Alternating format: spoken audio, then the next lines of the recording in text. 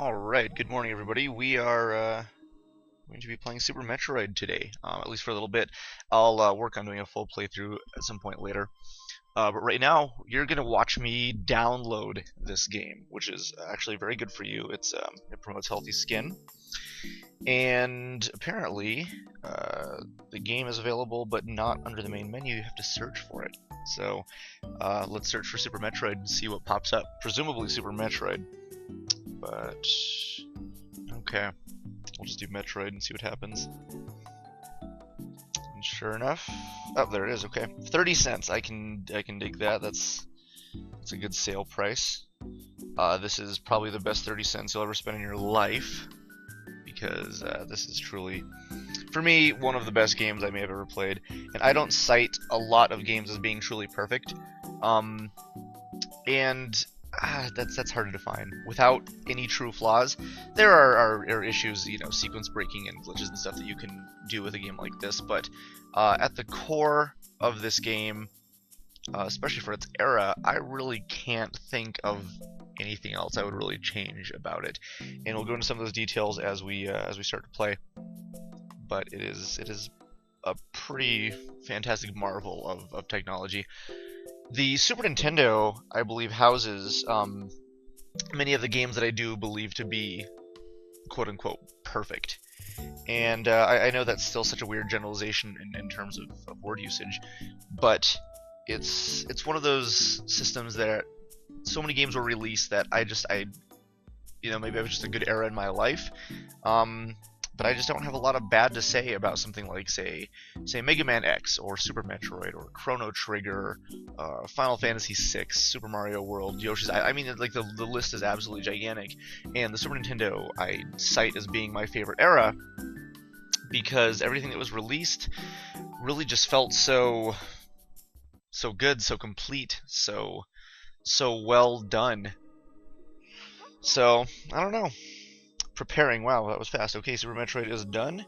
I've got to move it over here because, chronological by system, like there's just the way something's gonna be set up. Anyway, we are going to be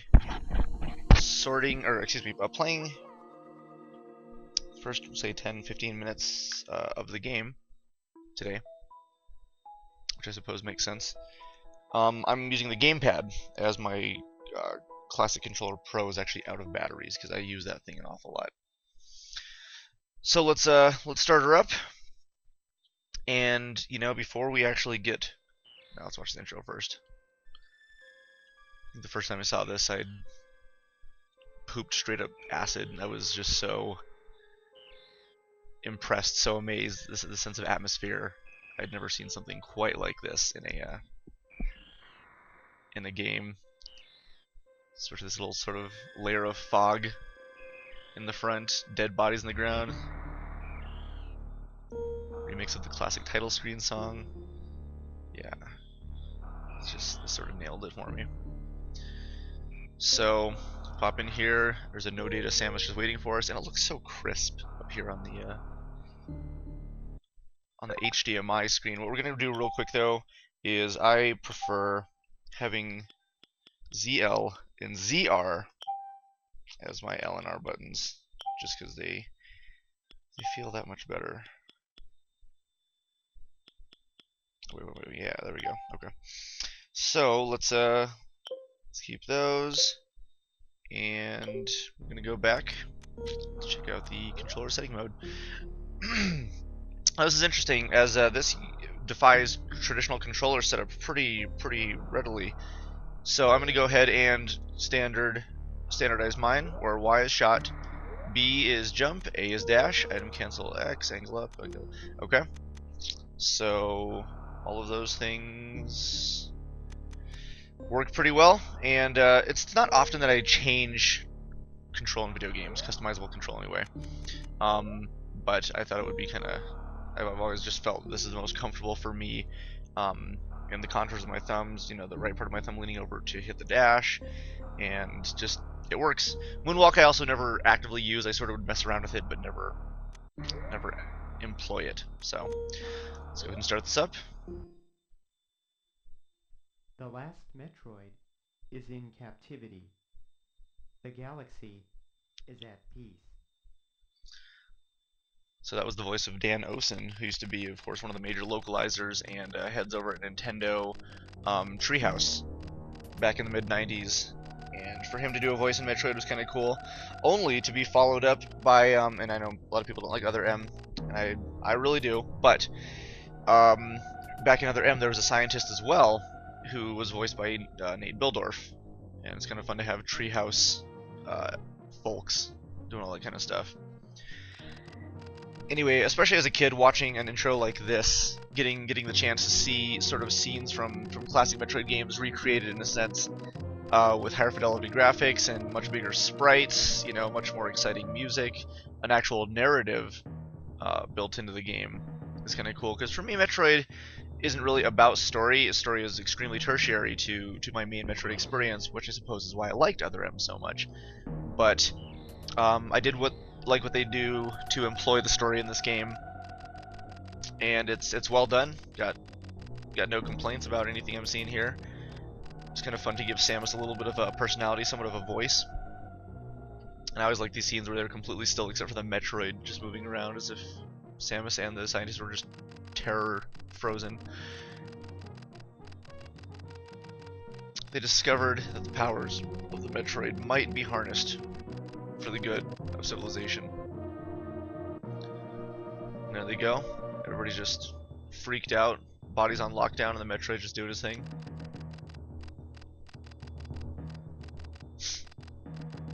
And what a cool idea for an intro to actually capture the intensity of, you know, the element of end game Metroid, where you have to escape. Sarah's station was under an attack.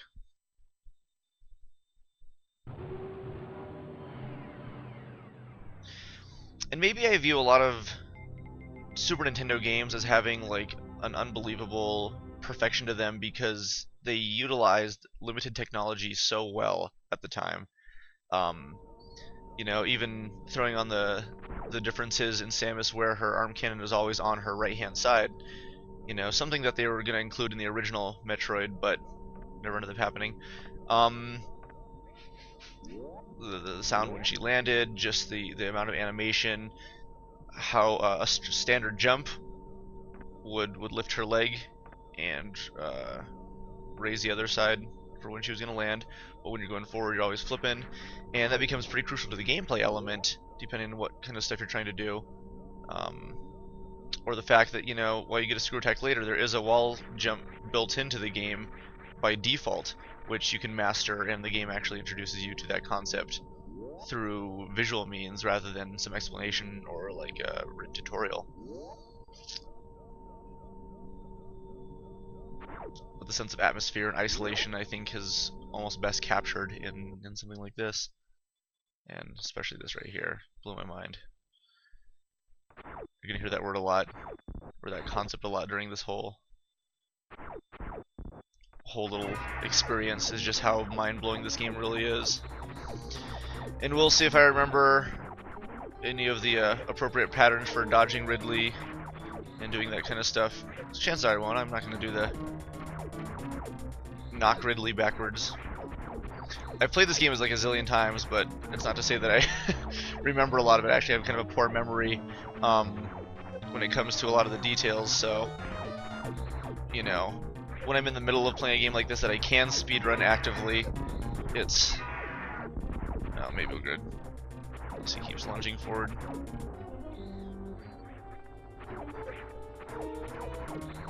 We'll see. Also, if I... nope. No dice. If you do well enough, Ridley actually drops the Metroid and comes back and scoops it away. But no dice here. This is one I'd have to be in the zone for, having played through freshly many times. Here's a little title screen shot.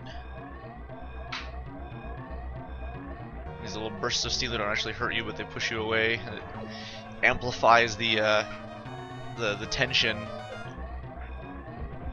Things falling around. Yeah, and I know I'm just gonna keep talking and marveling about how grand everything is right here.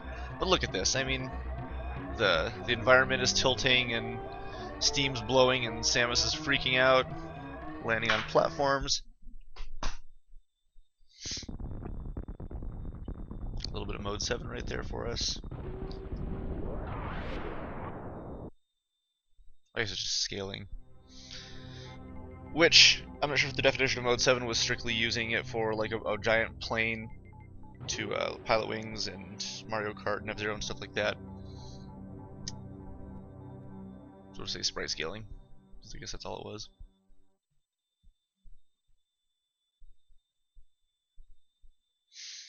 Alright.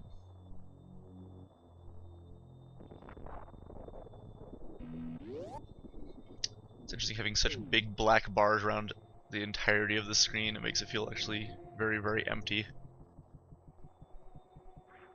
Details. Samus having little splashy footsteps as she runs.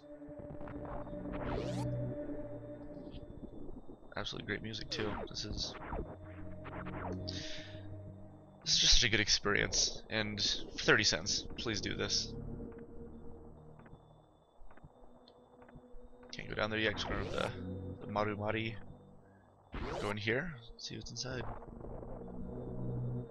Ah, nothing. Nothing we can access anyway. Okay. And then getting a chance to see something like this, a recreation of the classic tunnel from the original Metroid as you escape Turian.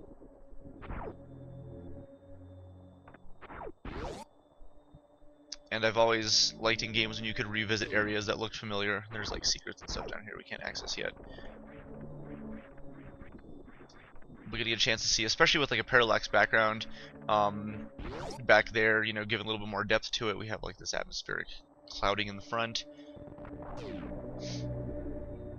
And yeah, for its era, for 1994, I could not have asked for anything more than this. This is one of the most impressive. Even right here, you get a chance to revisit, you know, this area from Metroid 1, and they redid the blocks. They sort of restructured it, but they make it feel exactly like you remember it, you know. There's a little bit of extra growth going on over some stuff. We have this cool security camera that you've alerted somehow, which has even better details, you know, several of its own positions, so it can go through and rock your head. Let's go check out some more stuff. Remember some of these areas from classic Metroid. And I've been playing through Zero Mission as well too, to sort of prepare myself for. I want to go back through all the Metroid games here, and I'll probably upload them in the correct order and play through them in sort of whatever order, because I just feel like playing all of them. Maybe we'll do it fully chronologically, except for this, because this is high priority. And going back and seeing what they've done, you know, visually with that is even cooler, just because that one has like a brand new comic book style feel to it. And they streamlined some stuff, and I think they made that an experience that is actually equally as good as this. And let's see, still the same. Was it right there? Yeah, there we go. Of course, we can't reach it, even though we technically have like a set of high jump boots comparatively to the other Metroid games. Grab some more missiles, and we'll be on our way. So we'll make our way back up to Criteria, and that will conclude probably the first 15 minutes of this video, even though the first 2 minutes were spent downloading. So here we go.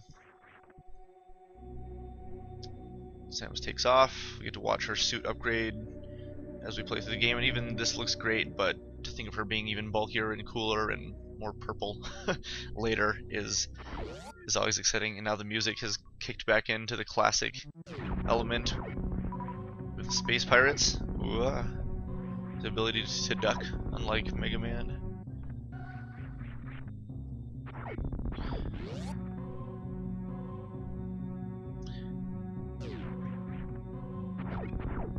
And you'll notice as well, another thing about the control, when you're moving through the spin jump, your momentum will always carry you.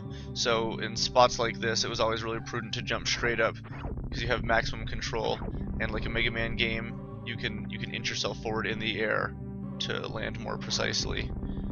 So it's a lot of control nuances like that that really made the game flow well. You can jump off of walls and even little tiny platforms. The game really accommodates to sort of a free-form control style right off the bat, and in a lot of ways will actively almost promote a sequence breaking because it the controls just will let you do things. And I know like there's some glitches like going through doors and such which will completely break the game, but there's also a lot of shortcuts you can find just by being a skilled and dexterous player. So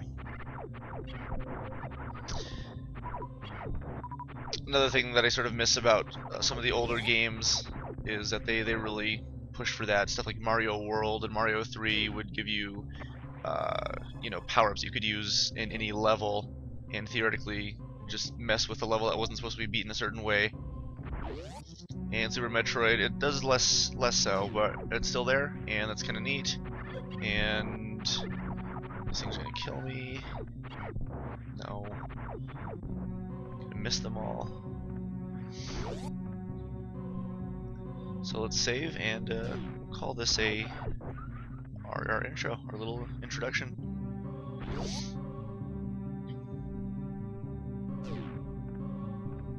All right. Samus says thank you, and this has been another episode of Sack Time, starring Samus and the Sack. And we'll see you next time for more.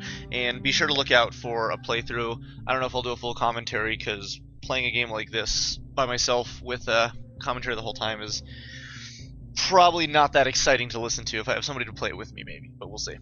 Alright, thanks a lot, and we'll see you next time.